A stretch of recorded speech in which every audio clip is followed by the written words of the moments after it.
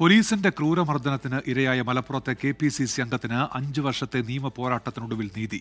മർദ്ദന ദൃശ്യങ്ങൾ സഹിതം ദേശീയ മനുഷ്യാവകാശ കമ്മീഷനെ സമീപിച്ച പൊന്നാനി സ്വദേശി അഡ്വക്കേറ്റ് ശിവരാമനാണ് നീതി ലഭിച്ചത്. മർദ്ദിച്ച CPO ഹരിലാലിനെതിരെ അച്ചടക്ക നടപടി സ്വീകരിക്കാൻ മനുഷ്യാവകാശ കമ്മീഷൻ ഉത്തരവിട്ടു.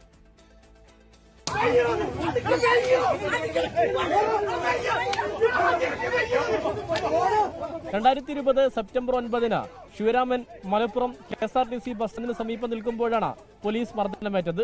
ഒരു കൈക്ക് പരിക്കുണ്ടെന്ന് പറഞ്ഞിട്ടും അസഭ്യം പറഞ്ഞ് മർദ്ദിച്ചു.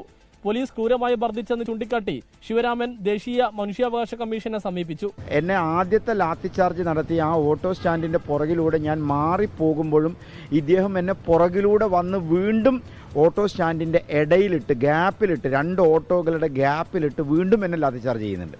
ആ വിഷ്വൽസ് നിർഭാഗ്യവശാൽ ആർക്കും കിട്ടിയിട്ടില്ല.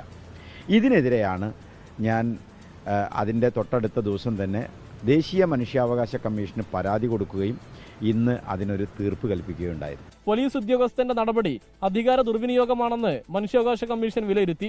മർദ്ദിച്ച CPO ഹരീഷിനെതിരെ അച്ചടക്ക നടപടി സ്വീകരിക്കാൻ ജില്ലാ പോലീസ് മേധാവിയോട് കമ്മീഷൻ നിർദ്ദേശിച്ചു. പരിക്ക് പറ്റിയ ഈ സാഹചര്യത്തിൽ, മുറിവേറ്റ് കിടക്കുന്ന ഈ സാഹചര്യത്തിൽ എന്നെ അടിച്ചത്, ലാത്തി ചാർജ് നടത്തിയത് കൃത്യമായ മനുഷ്യാവകാശ ലംഘനമാണ് എന്ന് മനുഷ്യാവകാശ കമ്മീഷൻ കണ്ടെത്തിയിരിക്കുക. 5 വർഷത്തെ ഒറ്റയാൾ പോരാട്ടത്തിനൊടുവിലാണ് ശിവരാമന് നീതി ലഭിച്ചത്. 24 തിരൂർ.